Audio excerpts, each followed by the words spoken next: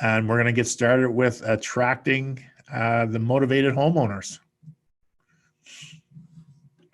So this is really about the marketing strategies to attract those homeowners to get the houses.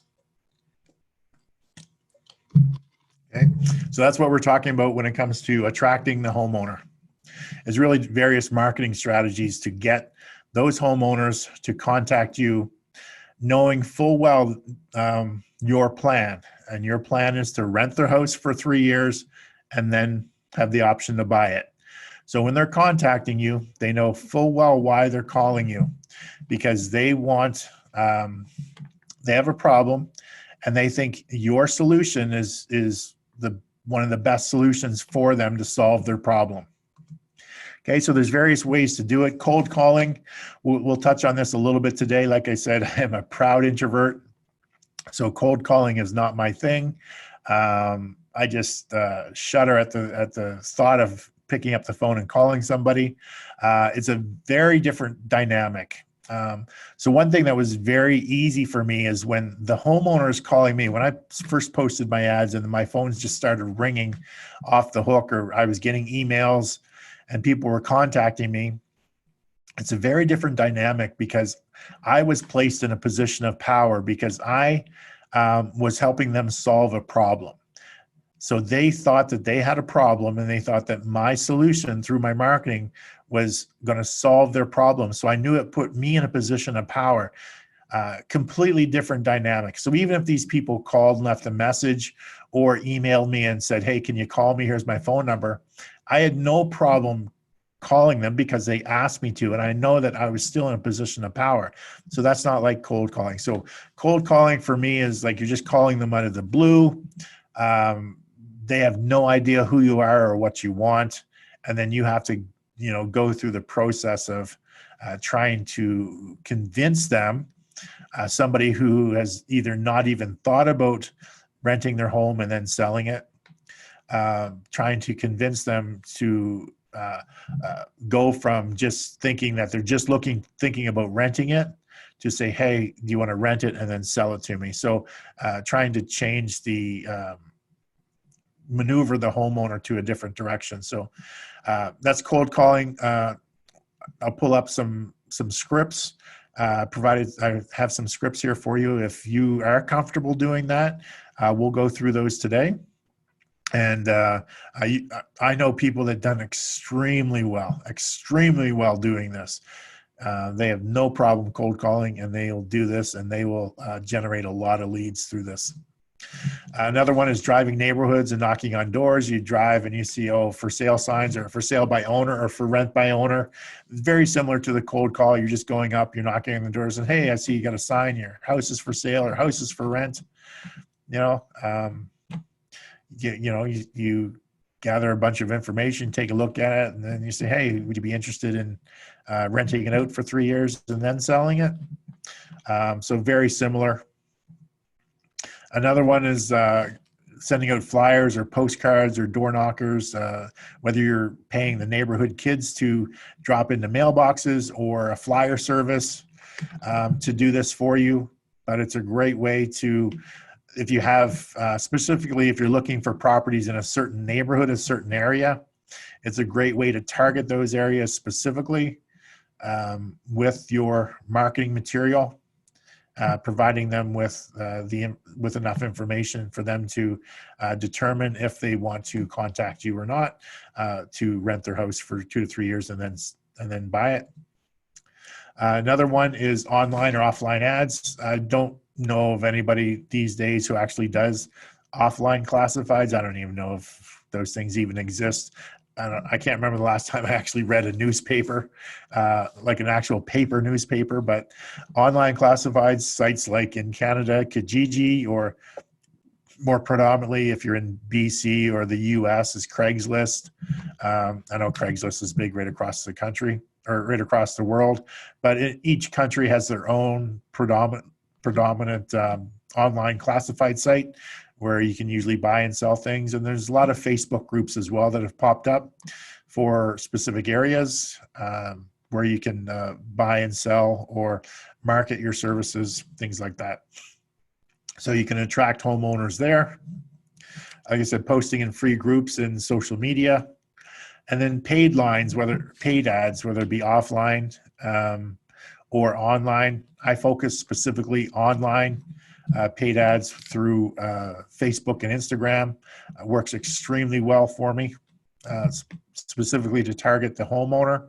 I have a two-tier strategy for the paid marketing. We'll get into that a little bit later. I only in the book I talk about the paid ads. We'll talk about that a little bit today, but I only employed the one level of the paid marketing strategy. I didn't actually do the second level for my test. But we'll get into that, the results of the test and what came out of it a little bit later on. So digging right into cold calling. Okay, so if any of you downloaded your handouts, this is actually, I made these 2 documents available in your handouts, so you have them, so you can make copies of them. And if you're going to do cold calls, so one is for homes for rent, the other is homes for sale, and it's actually, there's scripting right in it. So just let me, it's much better if I can actually pull up let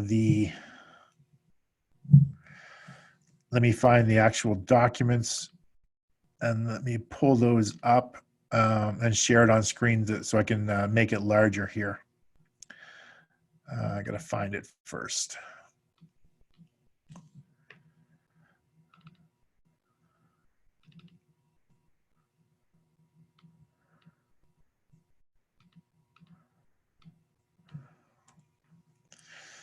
Okay, so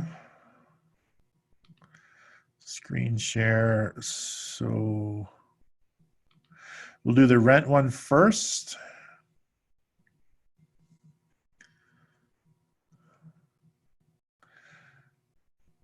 All right, so hopefully everybody's seeing this on their screen. It should say phone questionnaire for homes for rent.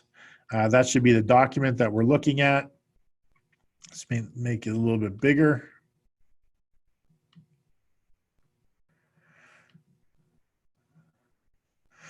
There we go. So you can see that there's some scripting built right into this. So if you're doing a cold calling, say, hey, they have an ad running, or you did a drive-by and you documented the phone number, said, hey, I'm calling about the house for rent. Are you the owner? And you always want to talk to the owner. If it's a property manager, a property management company, don't even bother wasting your time. You only want to deal with the owner themselves. So if it's not the owner, then say, hey, when's the owner going to be available? When can I talk to the owner? Can you get the owner to call me back when they're available? It's no good trying to do this. Specifically, let's say it's a husband and wife, and the wife is the one that's looking after everything to do with the rental, and the husband really has nothing to do with it. And the husband's the one that answers the phone. You're just going to end up wasting your time because he's not the one that's dealing with the rental and going through this information. He's probably not going to be able to make the decision as to whether they want to rent it and then sell it or whatever, or maybe even give you some of this information. So you want to deal with the person who's actually dealing with the property. So, hey, I'm calling about your house for rent. Are you the owner? Let's assume it's the owner. Can you tell me a little bit about it?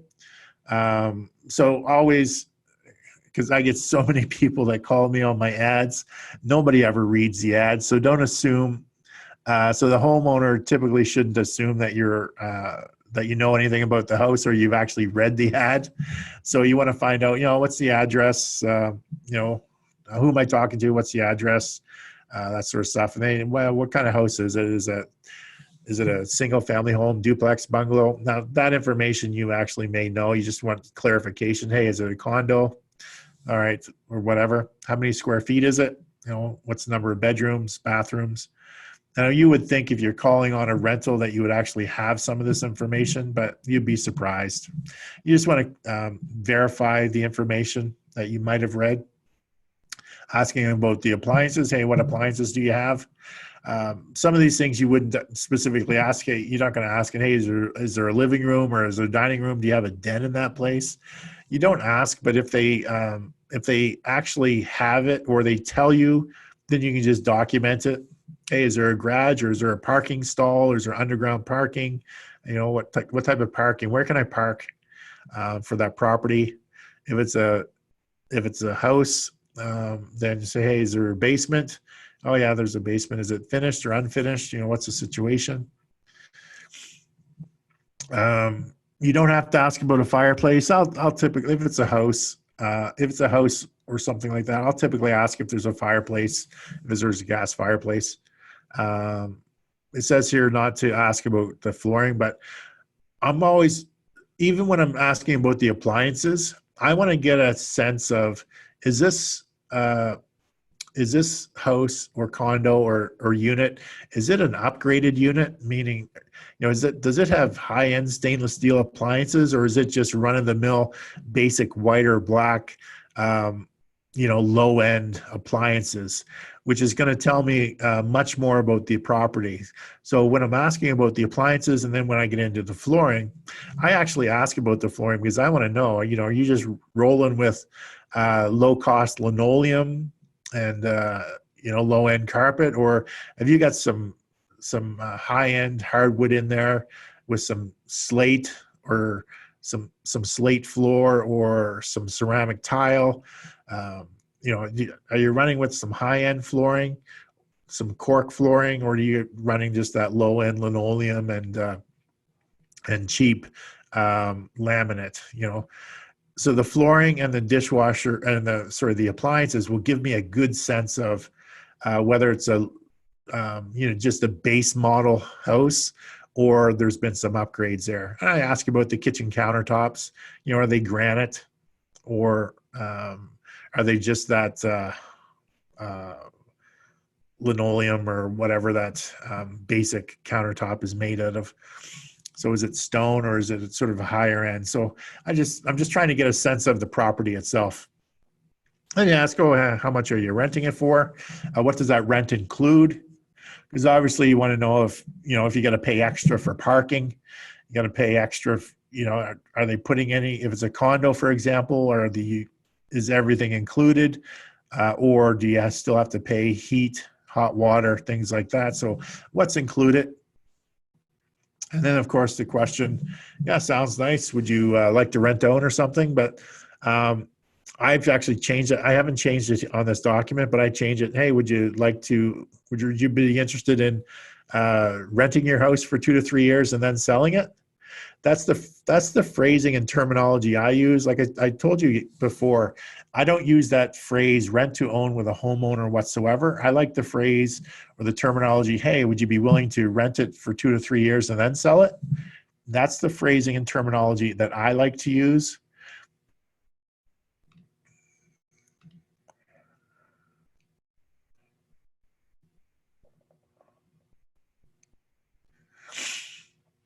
Florence says, hey, I'm going for reasonable condo upgrades in my house.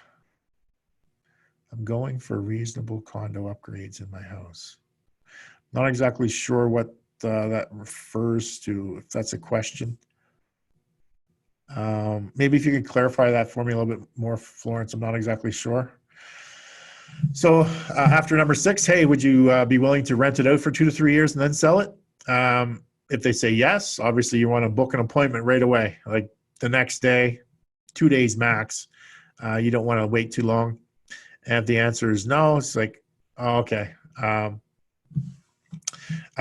didn't include it in here, but I'll send you. There is a script for like 4 no's. If you can get 4 no's in a row for the rent to own. So you just keep saying, oh, you know what I was really thinking is, you know, I'd rent the place for 2 to 3 years, so you wouldn't have any vacancies during that time frame, and then buying it at the end. And they say no. Well, you know what I was really thinking is, you know, I'm going to rent the place for 2 to 3 years, so you don't have any vacancies, and then I'd also look after all the repairs and maintenance, you know, up to $1,000 per instance, so you didn't have to deal with the ongoing repairs and maintenance, and then buy it at the end. Well, no. well, you know what I was really thinking is, I'd rent this place so you wouldn't have any vacancies, and then, I'd handle all the repairs and maintenance up to $1,000 per instance, and then I'd also manage the place so you wouldn't have to worry about, getting any phone calls or having to manage the property at all, or getting those calls at night because something happened. I'd do that, and then for the 2 to 3 years, then I'd want to buy it. And then they say, if they said no again, then there was another one. I can't remember the fourth one, but I'll try to remember to get you that 4 no script where you can just you're just giving them more benefits. They say no, you give them a benefit. They say no, you compounding the benefits. So, then you give them 2 benefits, and you give them 3 benefits, and you give them 4 benefits to continuously get them to think about it and potentially say yes.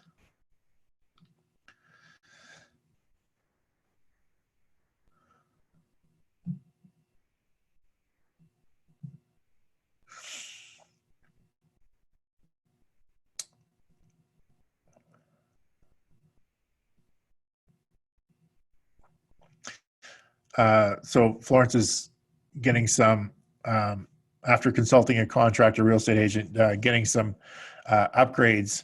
So that's similar to what I'm looking for. When I'm asking questions about a home, I want to know, is it upgraded or is it sort of a run of the mill? Because obviously, from my experience, if a home has more upgrades, meaning it's maybe either newly renovated or it has some hardwood or some granite countertops or things like that, then it's going to be much more appealing and desirable to my tenant buyers than if it's just run-of-the-mill, basic, low-end carpet, low-end, what do you call that, laminate, and just, low-end kitchen cabinets and stuff like that. So I'm always wanting to know that beforehand, just to give myself a good sense of what the property's like. So that is the for rent questionnaire. And let me grab the other one.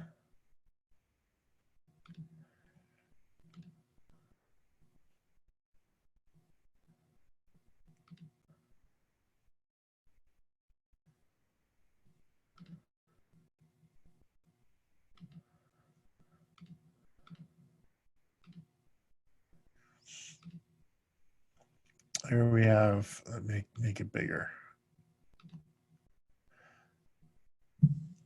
So this would be very similar. This is one for sale.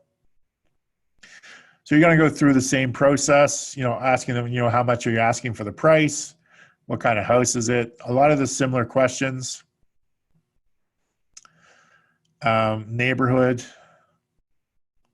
Then you get into things like, hey, is there any, does this place need any fix-ups? Obviously, if any renovations required, is it freshly painted? What kind of costs is associated to that? What kind of bottom line price are you expecting to get for the home? Would you consider taking a mortgage back or hold some financing? Does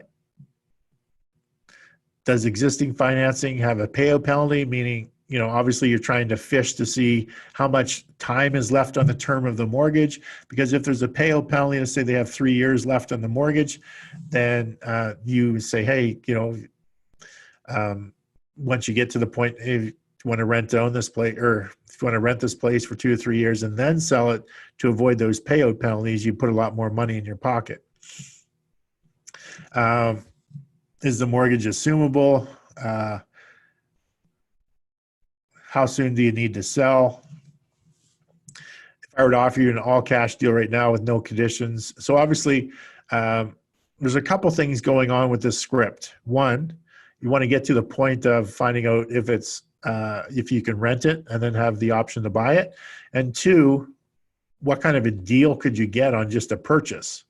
Now, this because you might have the ability to put it under contract and then wholesale that contract to somebody else if you can get it at a good deal, or if you can get them to carry some of the financing, do a vendor take back, things like that. So there's a few different things going on in this script. more than just the, hey, would you rent it to me for 2 to 3 years and then sell?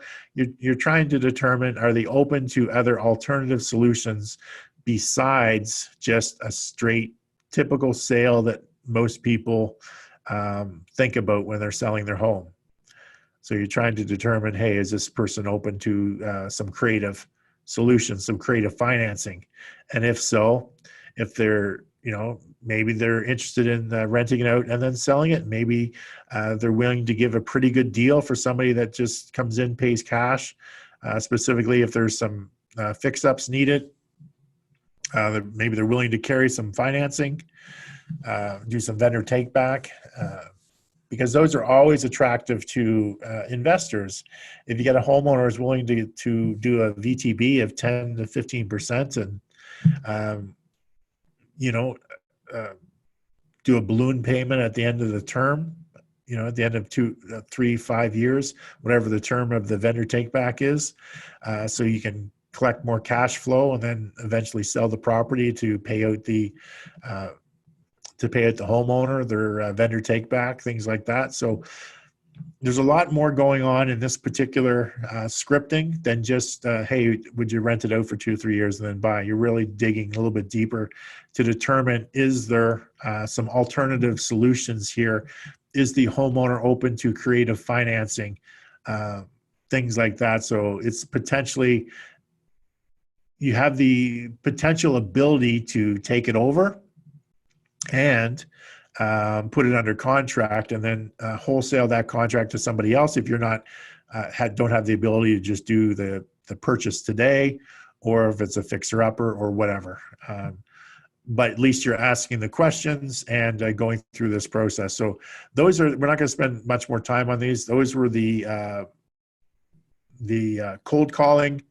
It'd be very similar if you did cold knocking. You would go through a similar situation with the homeowner face-to-face. Obviously, you get to see some of the information, so you might have this and you're just on your clipboard and you're just taking notes into the script, and then you just documenting, how many bedrooms, bathrooms, square feet, asking the questions, and then you get to the part at the end where you're actually going through the scripting portion. So that is cold call. So what we're going to do here is we're going to go through some ad formats, because this one ad is the one ad that I use for everything. I use it for my flyers, postcard, door knockers. I use it for all my online classifieds. I use it for posting in social groups and for my paid ads. So I created one ad, but I use it for everything.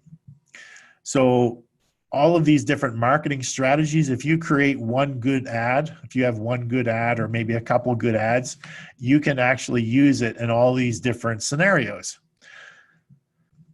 So what we're going to do is we're going to look at 3 different ad variations. In the handout, I'm only going to go through one of them in detail here, but the other 2, there's examples of them in the handout for the ad variations. So the first one is called the counter framework. The second one is a straight sale or call to action framework for creating an ad. And the third one is the how-to framework. Okay. So the counter framework works something like this. At the very beginning, you have a counterintuitive statement, a headline, or a question. So there's actually an example of this in your handout. There'd be screenshots of all of this stuff in your handout with an actual example of this particular one. Then you're going to expand on that statement or the headline. And then you're going to give the reader a big picture how-to of the headline that you put out, and then you're going to have a call to action. So that's the framework of creating the counter ad. And like I said, there's actually an example in the handouts. I didn't want to spend all my time going through each of the 3 different frameworks. I provided you with 2 of them, but we'll spend time going through the last one.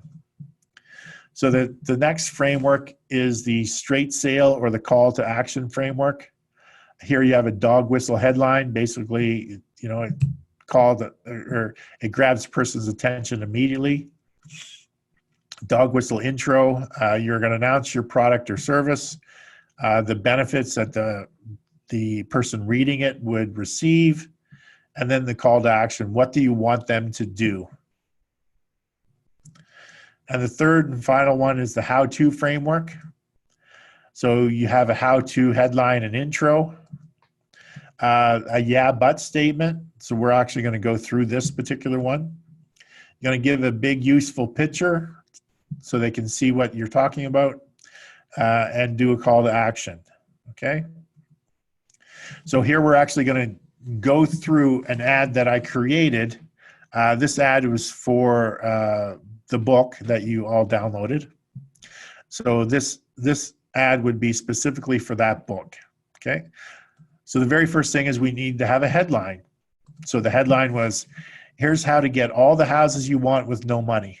So that's the headline. So if we were talking about,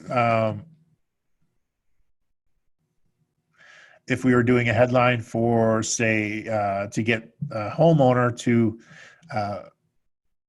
look at the ad, it could be, here's how you can make more money on your home, renting it for 3 years and then selling it.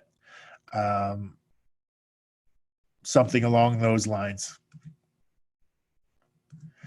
And then remember that in this framework, there's the headline, then there's the intro. So the intro, obviously you don't have, what's in the yellow here, you don't actually put in the ad. I'm just breaking it down for you, just so it's easier to see. But it would just be one, it would just flow, okay?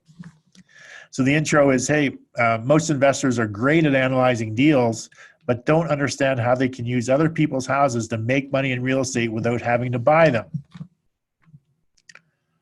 So that's the intro. Here's a great approach to having homeowners come to you ready to sign over their house. Okay, so there's the headline and the intro for my ad. And then a lot of people, you might be thinking, after reading that, you might be thinking, yeah, but how? Like, how do you get homeowners ready to sign over your house? How do you get houses with no money? Well, first, you only focus on people who know what you want, how it'll work, and have jumped through a few hoops just to get an appointment with you. So if you're like most real estate investors, and you say that because everybody wants to be like most people, right? So you want the reader to feel that, well, I want to be like most real estate investors, so I should like listen to this. So if you're like most real estate investors, so if you're talking to the homeowner, you'd be, hey, if you're like most homeowners, you're probably thinking, okay, great, but how do you do that? So it's just a matter of playing with what I have here and just making some slight alterations for the specific ad that you're looking to create for homeowners. And then you want to give them a useful big picture. I asked myself that same question when I tried real estate investing as a full-time career back in 2009. I created an ad and posted it in an online classified site, and within an hour, my phone was ringing and my email box was filling up with homeowners wanting to know more. I outline exactly how I did it in my book, but I'll give you the 30,000-foot overview. So here I'm giving them the big picture of that is references back to the headline. Step 1, identify your easy win client. An easy win is someone who wants exactly what you're offering quickly.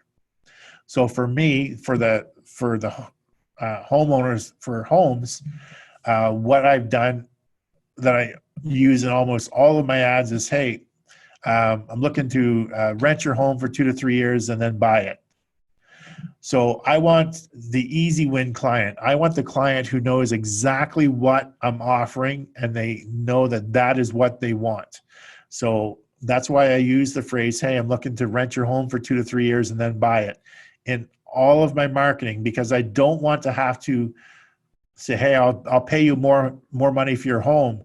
But then, so they're thinking they're going to sell their home to me right now for more money, but I want to take them, and convert them to renting it for 2 or 3 years and then selling it. That's how they're going to get more money. So that's a longer journey to take them from, hey, I want to give you more money for your home, them coming in thinking one thing, and then it's a longer journey to take them over to get them to see that in order to get more money, they have to rent it to me for 2 to 3 years and then sell it, versus I just want the person that sees that I want to rent it for 2 to 3 years and then buy it and knows that's what they want to do. So that's what I would consider an easy win client. So the reason you want to know who this client avatar is because these are the prospects that are typically easiest to sign up. Step 2, focus only on attracting those kinds of clients. If you're having to chase people, having to convince them, or having to write proposals and then follow up a million times, it's because the prospect isn't 200% certain you can help them. So all of this, what I'm going through, the big useful picture, the how to, all of this stuff, it would just be in all one ad. There wouldn't be broken down like this. They would just keep reading it. Obviously, I'm breaking down the different sections for you, just to show you the different sections of the ad and making it easier to read. So I broke it up onto different slides, obviously. If you only talk to these clients that are very easy to convince quickly, you can get their homes under contract immediately. How? Simple. Follow step 3, give them the results in advance. Give these easy win prospects some useful insight that will help them see their potential results very quickly. This could be done in an online video, a homeowner analysis, or report. It's up to you.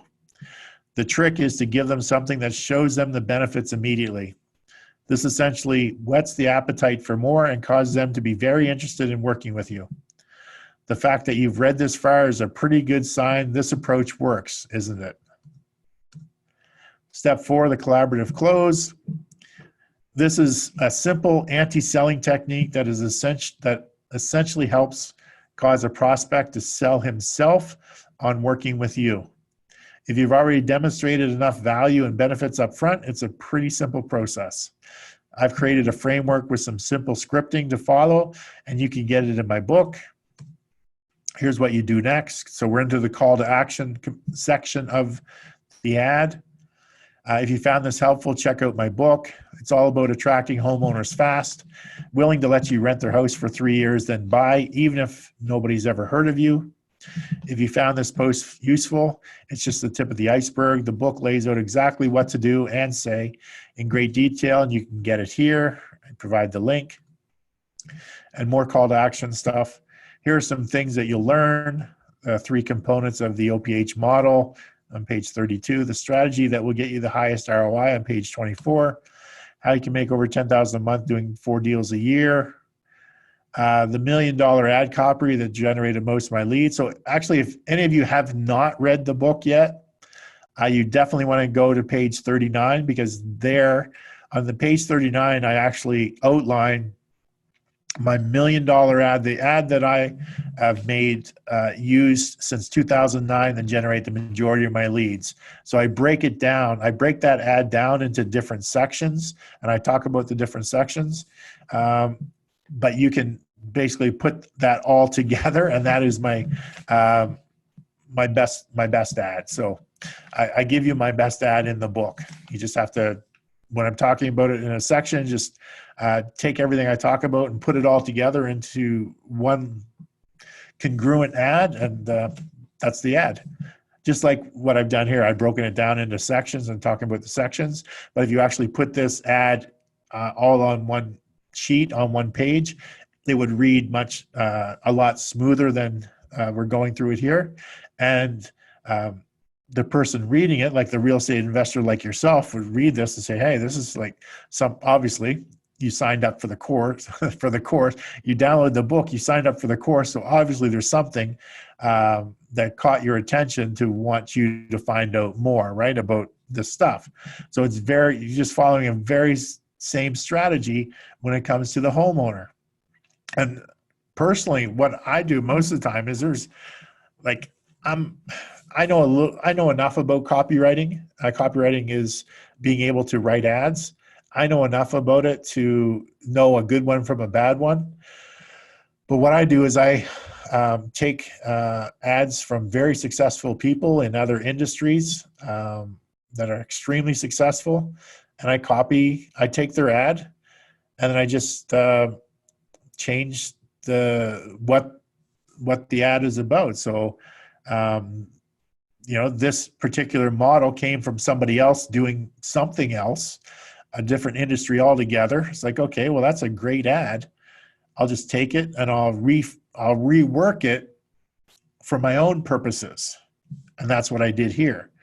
And then to do it for a homeowner, I would just take what I've done here and I would rework it just enough to talk about the benefits and just, I'd keep as much of the language in there as I could, but just rephrase it so the target audience that I'm talking to is a homeowner, and trying to get them to obviously rent their home for 2 to 3 years and then sell it. And then we'd be talking about the benefits and things like that. So in this section here, here are some of the things you'll learn. I actually have, let me finish this first, and then I'll pull up the pages from the book, and we'll go through that. The book is only 89 pages, but packed with valuable content on every single page. Limited time offers, so get your copy here, and then the link. Okay. So what I want to do right now is I'm actually going to open up the book here, and then I'm going to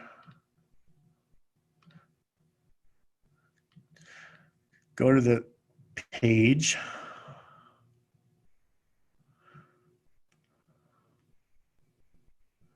Just give me a second. I'm just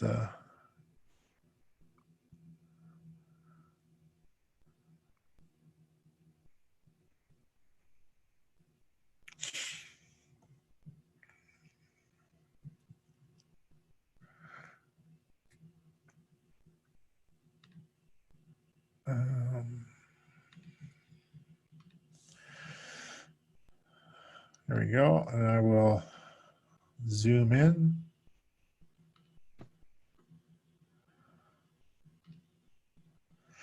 Okay, so if everyone sees this. So remember, there's different sections of the ad. So every ad starts with a headline. So this is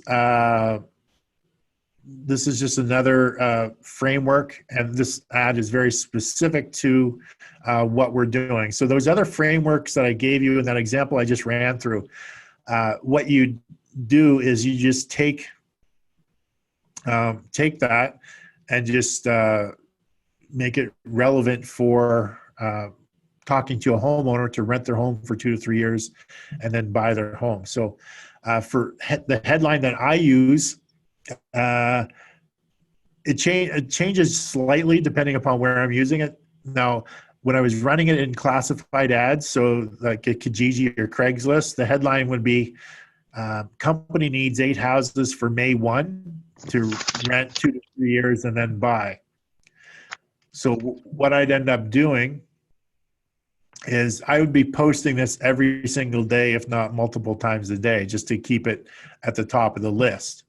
So every month I would actually change the date. So I'd run this, and then maybe I'd run this in February, looking for May 1. No, sorry, February, March, April, May. So I'd run this in March, maybe run this in March looking for May 1. But as soon as April came along, I would change the date in the headline to say June 1. So I was always marketing for, looking for houses for 2 months away. Now, people barely ever read this. read the date. So they just say, oh, I got a house, I'm willing to rent for 2 to 3 years and then sell, because that's really all they see. So there's a couple things going on here. I use company because I always wanted it to when the people read the ad, I want them to think that, hey, a company wants my house, not just some individual. It just made it seem more legitimate. When I first created this, I actually wanted to seem like I was a large company. When I first started my real estate investing, I wanted to make it appear that I was a big corporation. So I just started with, hey, company needs houses, 8 houses for May 1 to rent for 2 to 3 years and then buy. So it being a company and then needing 8 houses made it seem like, hey, this is a mover and a shaker. This is a big corporation. They need a bunch of houses. They must be bringing in workers or something. So a lot of people responded to that. But remember when we were going through that last ad, it says, you want the easy win clients. Well, I want the easy win clients, the ones I don't have to convince about renting 2 to 3 years and then selling. So right in the headline, I'm going after the easy to win clients, the ones that know exactly what I want. So there's no, they're not saying, well, just buy it today, or I just want to rent it out. I don't want to sell it. So no, it weeds all those people out. I'm just going after the easy to win ones, the ones that there's less time needed to convince them. Okay. So that's the headline. And then we get into the body copy, which would be this portion right here, some of this. It says local investment company looking to rent houses, townhomes, condos, duplexes for 2 to 3 years, then purchase the properties at the end of the lease. So I'm telling them, I'm a local company and the types of properties that I'm looking for. And again, specifically what I want those properties for. I don't want to buy them now. I don't want to just rent them out. I want to lease them for 2 to 3 years and then purchase them. Okay. And then I indicate where I want the properties. So in Edmonton, for those of you who don't know, is a city about 1 million people. And just outside the city of Edmonton, which basically is almost makes up part of the city, are other cities on the outskirts of Edmonton, which are the city has grown so much that they've basically almost become part of the city, but they're cities or towns within themselves. So that would be Leduc and Beaumont and Sherwood Park, and they're all within 30 to 45 minutes drive for me. So I have no problem working in any of these areas. It's convenient for me. So I say specifically what cities that I want to work in. Now, those of you who live in cities of 20 million people, obviously you may just be focusing on very specific neighborhoods. I'm not focusing on neighborhoods here. I'm focusing on the city as a whole, plus surrounding cities.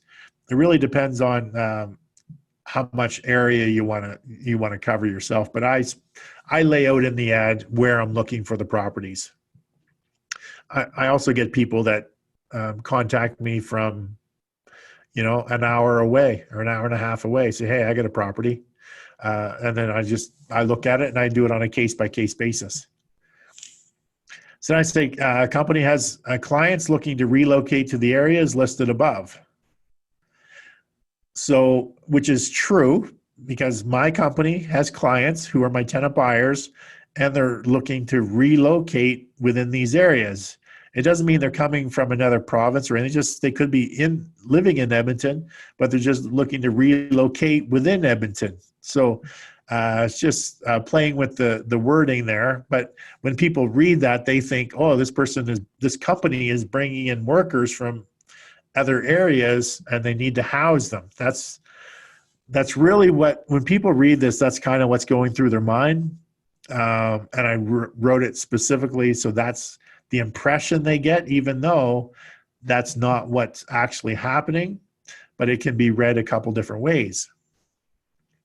Okay, so that is part of the body. telling them exactly what we want. And then remember at the call to action at that last ad, it says, oh, you're going to learn these things from the book, and it did the bullet points. Well, these are the bullet points, right? You receive the following. I'm telling them exactly what they would receive. Rent paid every month, guaranteed by our company, so you don't have to stress. And I always say what they get and then the benefit to them. You always want to, it's all about them. You do not want to, when you write ads or do any marketing or any copy, do not talk about yourself, because nobody cares about you. Like, I learned this. Nobody cares about you. They only care about what your service can do for them and how it's going to solve their problem, because all they think about, everybody is selfish. They just think about themselves. So how can this help me? So you need to write it in such a way that you're talking directly to that person, the one person, and you're going to tell them exactly how they are going to benefit. Not what you're going to do for them, but what they are going to get, what they're going to benefit. So you receive the following: rent paid every month by our company, so you don't have to stress about covering the mortgage. So people stress about covering the mortgage, right? And that guarantee alleviates that stress. So you're going to receive quality tenants in and caring for your property, reducing the chances of any major damage, because people think there's renting it out. They think of the horror stories that they see on TV or hear about with tenants.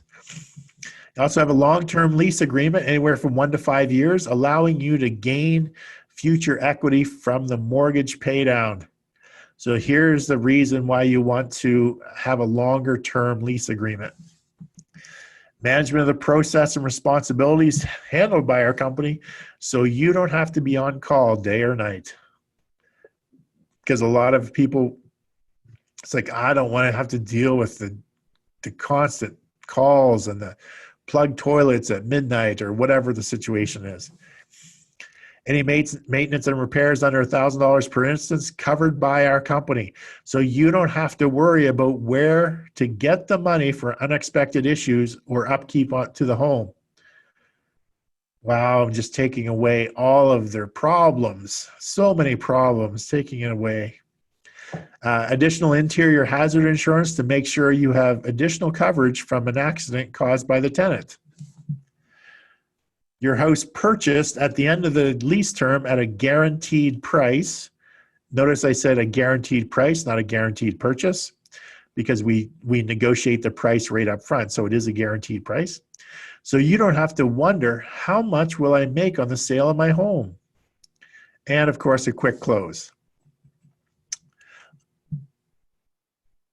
And then the final is the call to action. For more information, contact John at phone number and then my mailing address and my URL, just the company's URL. To make it, I wanted to make it, remember, I'm acting on behalf of a company, so I need to make it look like it's a company posting this.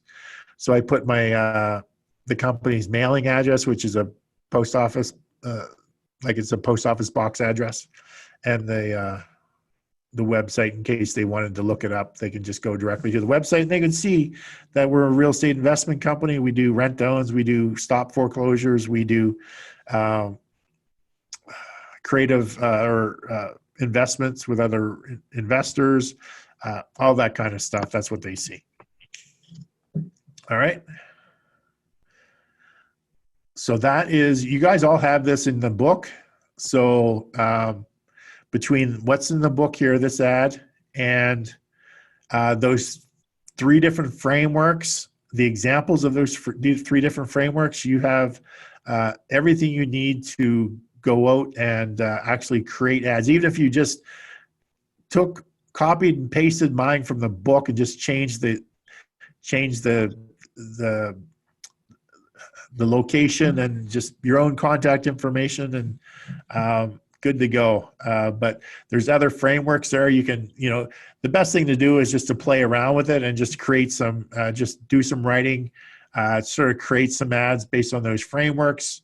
You test them out, see how they work. That's the whole thing about marketing is testing.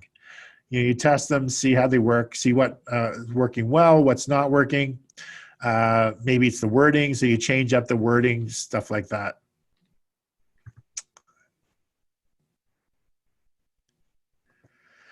Florence wants to know, does a mailbox address work at mailing services? What do you mean by mailing services? You mean like flyer services, things like that?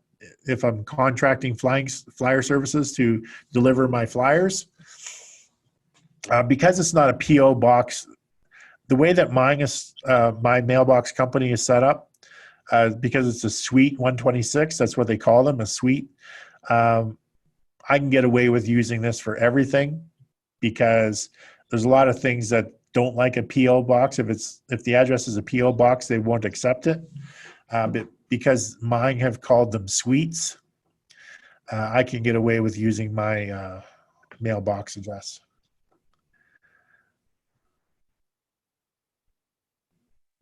I've never had an issue, Florence, with using my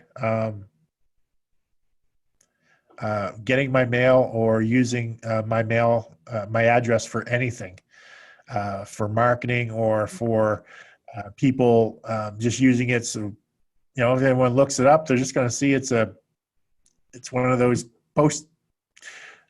private post service places. It's not Canada Post, but it's a private one. So that I've never had a problem with it for anything. I use it for everything. It's actually it's the address I use on my driver's license and everything. All right, so somebody doesn't have their mic muted. Who is that? That's all right. I'll just go through and mute them all. All right. So that is the ad. Does anybody have any specific questions about creating ads? You got 3 different frameworks. You've got the ad that I've used successfully for this one. Like I said, it's all about just taking those frameworks and just working through changing the wording to be specific to what it is that you're going after, the target market you're going after. And remember, it's much easier to go after the clients who, the easy to win clients, like it said back here. Where was that? Identify your easy win client. I did that by using the phrasing, renting for 2 to 3 years and then buying, because that attracts the easy to win clients because they already know what you want to do. You don't have to convince them to do it. They called you specifically because that's what you're doing. So that's how I went after the easy to win clients. Okay, so we went through the ad in the book. So does anyone have any questions on creating ads? Like there's basically you have 4 different formats there. 1 actual ad, 3 other formats that you can work through. And it is, you sit there and you just write. That's what all the marketers do is they just take, examples of ads and they just rework them for their own purposes. So next, so now that we have an ad, we're actually going to use that ad in various places. So one place that I've used the ad is I've used it to create a flyer. This looks, I'm sure, quite familiar. Company needs houses in your area to rent 2 to 3 years, then buy. And you can see all the bullet points. They're less wordy than the one I had in the book, but still talks about them and what they would actually get. Just different ways. This is not active anymore, so none of these will actually work. I actually created this for a private client that was using some of my marketing services. So I created the ad for them and set up all this for him. But but he then never ended up using it or doing anything. So postcard, again, for doing mailouts or for having people, flyer services, drop them in people's mailboxes in the neighborhood or whatever. Very much a lot of the same verbiage, and a door knocker. So they can hang it on people's doors. Again, very similar. A lot of the same verbiage. So that, like I said, you create one ad, and after testing it and finding out that it works really well, you can use that one ad just about anywhere on all of this material, on your classified ads, on your paid advertising, things like that. So now that we have the ads, we're going to talk about we're talking about attracting the homeowners. So we'll get into a paid marketing strategy using Facebook, Instagram, which is probably the most popular. So with the Facebook strategy that I use, there's actually 3 stages to the strategy. The first stage being planting. Just think about growing a garden, planting. The second stage being pruning, where you're trimming things out. The third stage is scaling up. Okay, so those are the 3 stages of the ad strategy that I'm using for Facebook, Instagram. So in planting, first thing we do have to do is find the audiences. So I start with actually 10 audiences, 10 different audiences. They're big audiences too. So I'll pick everybody within a 25-kilometer radius of my city, and then they would like one thing, right?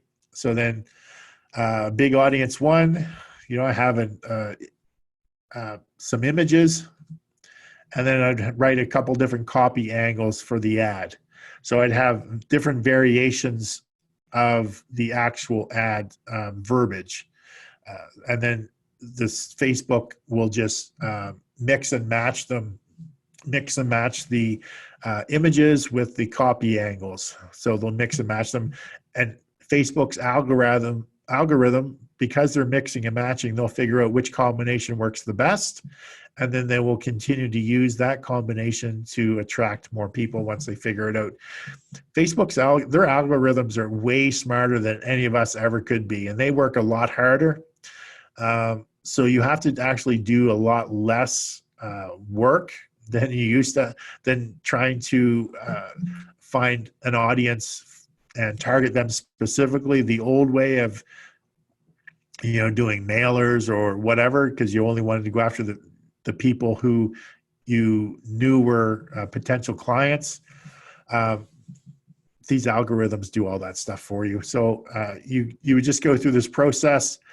Big audience 1, maybe it's everybody in the city who, for example, likes Home Depot. Big audience 2, everybody in the city who likes home insurance or something.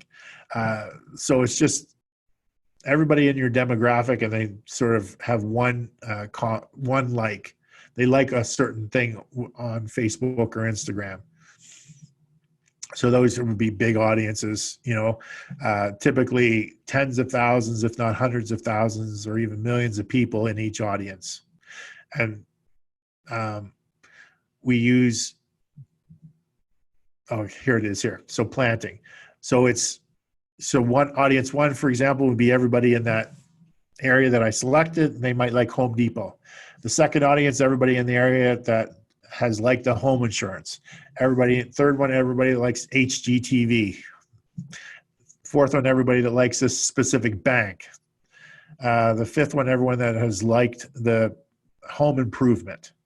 So those are just different things that you can pick when you're doing your Facebook ad, just different things that people like. Okay.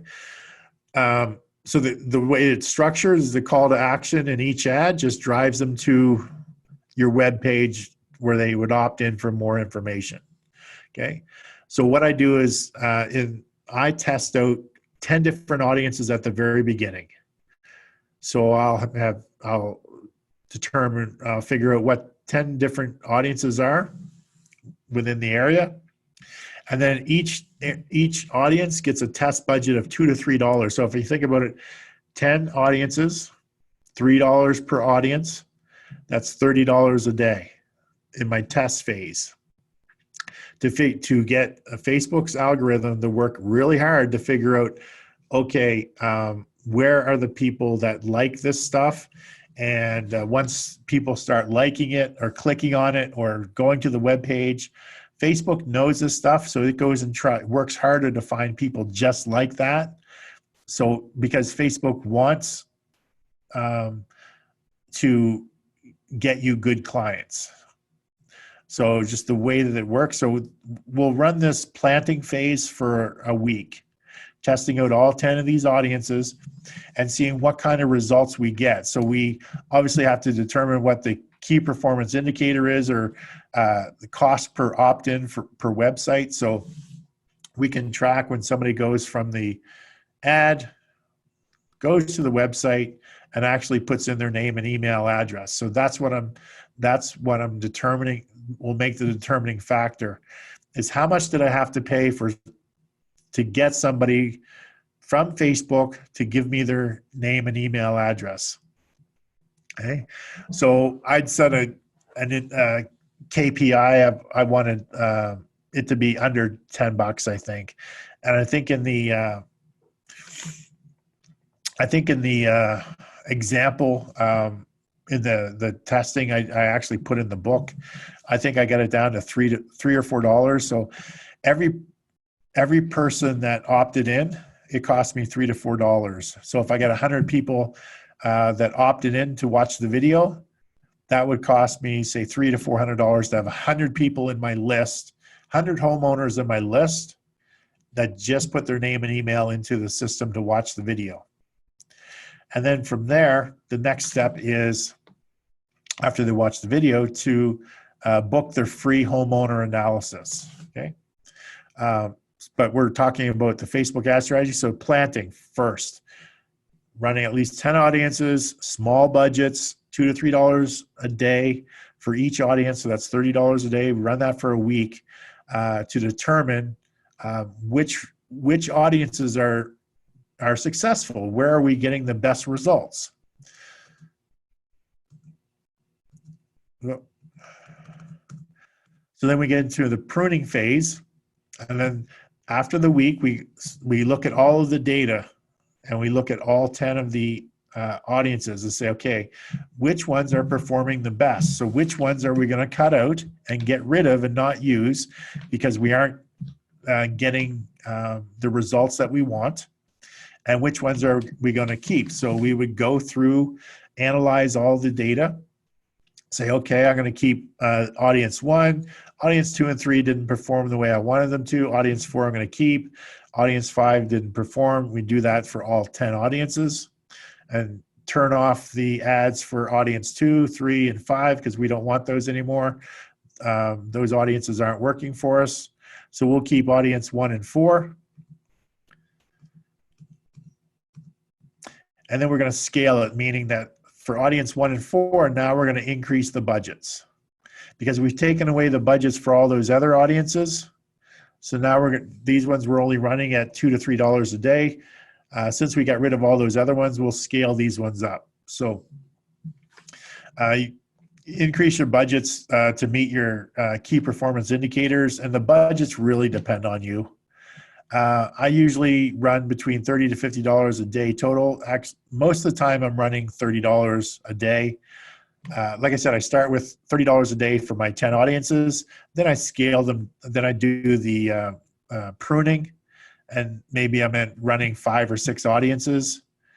And then I'll increase those budgets. But I usually keep it, within $30 a day, typically. In the example that's in the book where I gave you the screenshots, I think I spent $80 or $800 for that month. So I spent $800. I think I got close to 200 people that opted in. So it cost me just around $4 or maybe just a little bit more than $4 to get a name and email from people. And then I get 25, 26, 20 some people actually booked a meeting with me.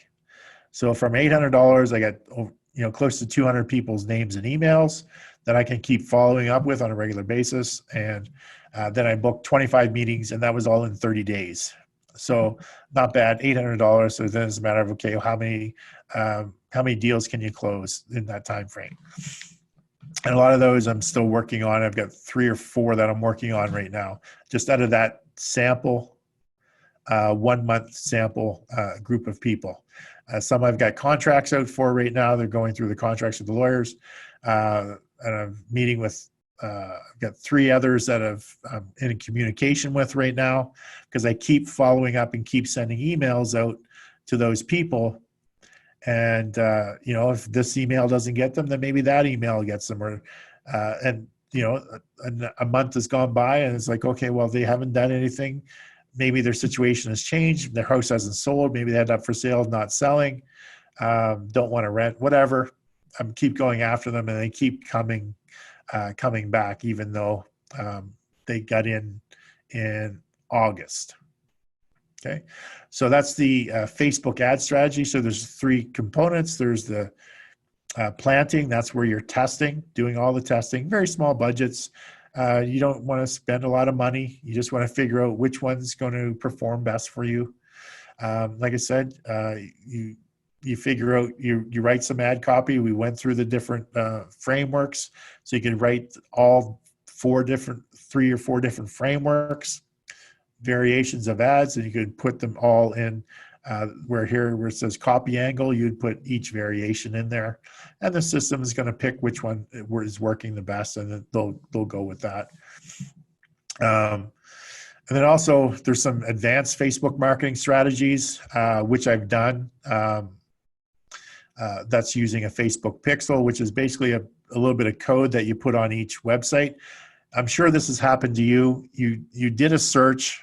You're searching for something on Google. You go to some webpage. Maybe you're looking for a trip, and you go to WestJet, or you go to American Airlines, or one of these places, and you're searching for a trip, or you're on some vacation site, or you're looking at a hotel. And the next thing you know, everywhere you go, every webpage you go to, or Facebook you go to, all of a sudden you're seeing ads for that hotel everywhere. Like everywhere that hotel ad is coming up. That's because they put a little piece of code on, and it tracks you around the internet to market to you. So I do that same thing. It's called using a Facebook pixel and retargeting traffic. So anyone that looks at my ad and goes to the website, maybe they don't opt in. I don't personally know who they are, but Facebook knows who they are. So then I can say, hey, Facebook, anyone that's looked at my ad or gone to my Facebook page or gone to my website, I want you to target them with this different ad. Or anyone that's opted in to watch the video but didn't book an appointment, I can target just that small group of people. Say, hey, this group of people, I want to target them with this specific ad. This is, hey, you watched the video, but you didn't book your appointment. Why don't you come back and book your appointment? So I can target them with that specific ad in Facebook or Instagram to keep them coming back, constantly staying in their face, and marketing to them to come work with me. So that's an advanced Facebook marketing strategy that I use as well. Which is why I've completely converted 100% of my marketing strategies right now, almost 100%. I'll still do, if I need a house in a certain area, I'll still do the targeting of using the flyers or the postcards or the door knockers. I'll target a specific area. If I have a tenant buyer that's ready to go and I need to find a place for them in the next 3 months, and they're looking at specific neighborhoods, then yeah, it's worth my time and money and effort to flyer those places, or even do a letter campaign to the homeowners. Say, hey, I'm looking to rent your house for 2-3 years and then buy. trying to get them to contact me to see if we can put a deal together. Okay. So from all of that Facebook traffic, I have to direct it somewhere. So what I did is I just made a sort of a diagram to show you the process of where the traffic is going. So here on the very left, you see that's the advertising. So this is them coming from Facebook or Instagram, okay? So they're looking at the ad. When they click on the ad, it takes them to the page that says, hey, give me your name and email address, and you're gonna see this great video. So once they do that, they get added to a list here. Their name and email is added to a list, and they're put into a follow-up sequence. So then they watch this video. And the video says, hey, get your free homeowner analysis. Hey, get your free homeowner analysis. It's free. You know, I'll show you how much you're going to make on your home if you put it into our program. You'll make more working with me than if you would if you just sold it today, or if you just rented it out and sold it in the future. You'll make way more money if you work with me. So if they just go away, if they don't move to the next position, because they're on the list, they're always getting emails that say, hey, come book your call, come book your call, come book your call. They just, you know, during the first month, they'll get every few days or up to like one a week, and then we start doing monthly. Then they're in the monthly rotation where every month they'll get an email, just so that we're on the forefront of their mind every month to say, hey, so when they do decide to do something with their home, or if they did something and it's not working out and they got to do something else, they're in our list that will constantly be following up with them. So eventually they'll come back. So you never know. I've gone without using this system. I've done homeowner meetings years. I've done them 1 year, and then that didn't work out. I didn't do a deal with them, but they called me the next year, even 2 years later. I've got one lady who she just filled in the form. I must have met her 5-6 years ago. I swear, 5 or 6 years ago. And she just messaged me back, said, hey, yeah, we want to revisit this again. And I've talked to her twice already, 2 different occasions. And it just didn't work out. That, you know, she didn't like my numbers. But she keeps coming back. It's been more than 5 years since I talked to her. But they filled in the form. They want a meeting to go through the process again. So from they watch the video. If they they click the button. Actually, these 2 should be reversed. As soon as they click the button, I have them fill in the application first, the survey. So that gives all the details about their house. So that questionnaire, when you do the cold call, all of that information, I gather that. Plus I gather all the financial information about their house. How much do they owe on their mortgage? What's their mortgage payment? What's their taxes? What's the interest rate on their mortgage? How much do they have left? Because I want to be able to help calculate the mortgage pay down to show them, hey, if you do this, if you use this option, doing it yourself, you'll make this much money, and I can show them because I know the mortgage pay down. But if you work with me, here's how much more money you're going to make. Okay. Then they book their call. So basically, and all of this is automated. So even the advertising, once I've got it pruned, I'm watching it on a daily basis, but I've taken all the time I used to spend trying to find homeowners. I've reduced that by probably 99.9%. All of my time is spent now just talking to homeowners who have automatically self-selected and gone through this process and have filled in the survey and actually booked a call. So I only focus on those people, the people who've actually booked calls with me. Then I go into their survey information. I plug it into my spreadsheet, so it gives me the results. I go have a call with them, and I talk to them to try to get them to put their home in our program. Okay.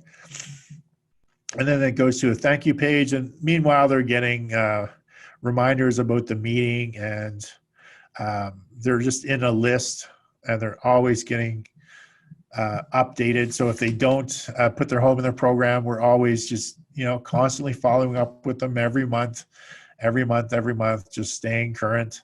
And it's just all automated. There's, I'm not, because I have it built and up and running, there's nothing I need to do. So if you're going to do something like this, one thing is, it's a lot to put into place, and obviously you need to know how to do all of this, but it's moved. Even when I was doing my posting the ads on the Kijiji, which is a classified site when I first started, I was actually doing more homeowner meetings in a month than all my investor friends put together would probably do in a year, because they were too busy out trying to find a deal or trying to find a property or trying to find a situation, and that they were spending all their time trying to find somebody to meet with, where I was not having to find them because the marketing was doing all the finding for me. I just had to have a call with them. Like, they were coming to me and I was just having a call with them, and then would meet them at the house and go through the process. So I spent most of my time doing the presenting and negotiating and the setup and structuring, and they spent almost 95% of their time just stuck in that attraction phase, where I spend almost no time in the attraction phase, and I spend the majority of my time in the presenting and negotiating and setup and structure, because that's where you're going to get the money. But obviously you need that attraction. If you don't know how to attract people, then you're going to be stuck in that attraction phase the whole time, just trying to find. So when I was working with my coaching clients very early on, before I was doing the Facebook group and before I had this automated system set up, I would say, you got to go out and you have to find people. You have to do marketing. I can show you, like I'm showing you, how to do a lease option, go through the process. Here's how lease option works. Here's how you make your money. Here's how you can set up and structure it.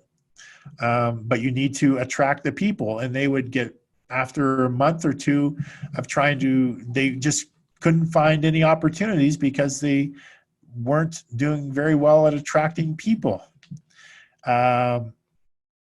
So they would get so frustrated. And I tell people that this using other people's houses is easy, but it's also hard. And the hard part is, if you don't have something to attract the people, it's going to be very hard to find people to talk to. If you don't have the right approach, you're spend all your time in that attraction phase and you get so frustrated. Where I've taken that completely away. Now it's like, I don't even think about it. I just get messages on every week, every day, every other day. Somebody booked an appointment. Somebody booked an appointment. Somebody booked an appointment. Okay. So now I just have to have those appointments and go through their information and see if I can see if they want to work with me. So it is easy, but at the same time, it's not easy, and you get stuck in that attraction phase where so many other investors have been stuck before. Okay, so now we're going to dig into presenting and negotiating. So that's on the attraction side. Like I said, it's marketing is the key, and you want to get your marketing up and running, and you want to get out of that phase as soon as possible, so that you're not spending all your time in the attraction phase.